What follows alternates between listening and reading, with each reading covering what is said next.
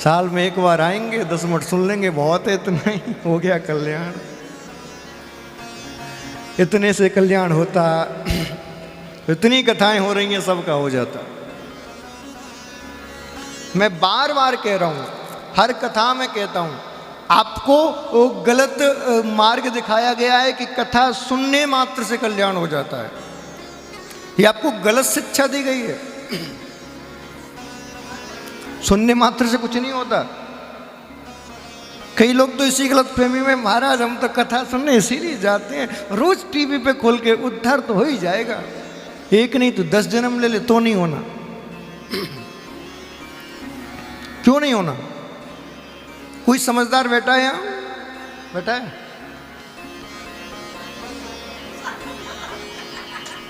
सब समझदारी हैं अपने आप में। तो समझदारो, एक मेरे प्रश्न का उत्तर दो। डॉक्टर के पास तो जाते ही होगे। बोले महाराज उससे तो आजकल घर का संबंध है। डॉक्टर के पास जाओ और कहो 3 दिन से बुखार है, बहुत बीमार हूं, जरा देखो क्या दिक्कत है। डॉक्टर ने बीमारी देखी और दवाई लिख के दे दी। आप मेडिकल पे गए हो, दवाई भी ले आए, लेकिन उन दवाइयों को लाके आपने पूजा घर में रख दिया और रोज सुबह शाम आरती उतार रहे हो, प्रार्थना कर रहे हो, हे दवाई महारानी ऐसी कृपा कर कि हमारी बीमारी सही हो जाए। रोज आरती उतार रहे हो, जय दवाई देवी, जय दवाई देवी। मुझे बताओ, क्या तुम्हारी बीमारी सही हो जाएगी? जोर से कहिए, हो जाएगी? पक्का हो जाएगी? नहीं होगी? नहीं होगी? कौन टिक कर देगा? ये गलत फहमी है सबसे बड़ी। भगवान किसी को ठीक भी नहीं करते। भगवान कहते हैं मैं किसी के कर्म में हस्तक्षेप करता ही नहीं हूं।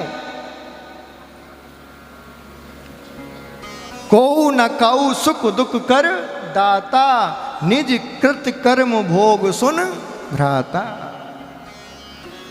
भगवान ने स्वयं भागवत में, कल मैंने आपको बताया क्या कहा, कर्मणा जायते जंतु कर्मणैव विलीयते, सुखम दुखम भयम क्षेमम कर्मणैवाभिपद्यते।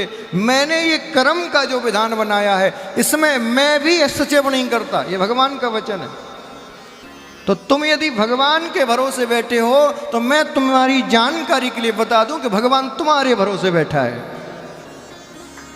भगवान किसके भरोसे बैठा है? तुम्हारे। और तुम किसके? और दोनों एक दूसरे के भरोसे बैठे हो, इसलिए कल्याण नहीं हो रहा।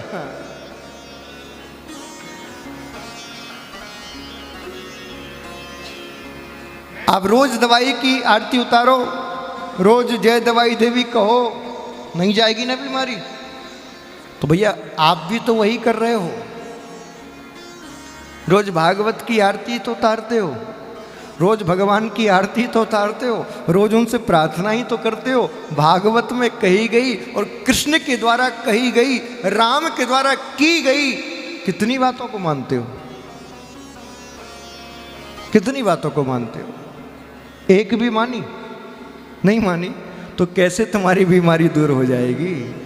कैसे तुम्हारा उद्धार हो जाएगा? बताओ ना मुझे। नहीं होगा, जानते हो नहीं होगा, फिर भी लगे पड़े हैं। महाराज बंधुओं, मेरा निवेदन है, हम और आपको भवरोग सता रहा है। काम, क्रोध, लोभ, मोह, ईर्ष्या, ये बीमारी तो है हमारी। और इन बीमारियों से प्रत्येक जीव दुखी है।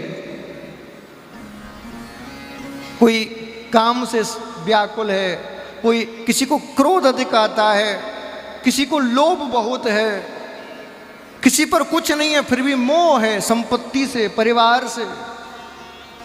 और महाराज कई कई तो इतने महान होते हैं जिनको केवल ईर्ष्या है। किस बात से? बोले मेरा पड़ोसी कैसे उन्नति कर रहा है, ईर्ष्या है।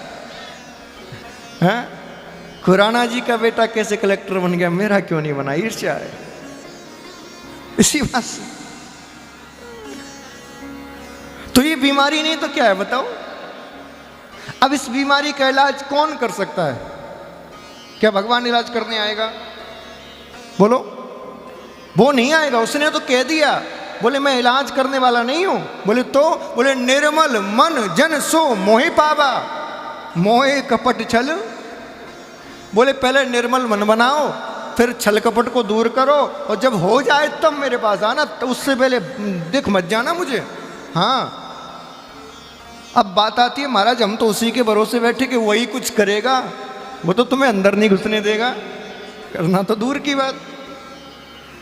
कई लोगों को जरा संभल के रहना, दवाई गोली लाए हो तो हार्ट की गोली खा लेना, कईयों को अटैक आ सकता है। बात सुन के बोले महाराज हमारी तो जिंदगी बीत गई, इसी भरोसे बैठे थे कि वो कुछ करेगा, वो कुछ नहीं करता। हाँ, तो फिर कौन करेगा? कौन है जो हमको उसके योग्य बनाएगा? भगवान ने ये काम दिया गुरु को और ग्रंथ को। ये ग्रंथ किस लिए बनाए? बोले ये तुम्हें मेरे योग्य बनाएंगे। ये ग्रंथ, ये शास्त्र, ये गुरु, ये श्लोक, ये कथाएं क्या करती हैं? भगवान को नहीं मिलाती, भगवत प्राप्ति नहीं कराती, भगवान की प्राप्ति के योग्य बनाती हैं। समझ में आ रही है बात? जैसे आप किसी विशेष परीक्षा में भाग लेना हो तो पहले क्या होता है? टेस्ट होता है।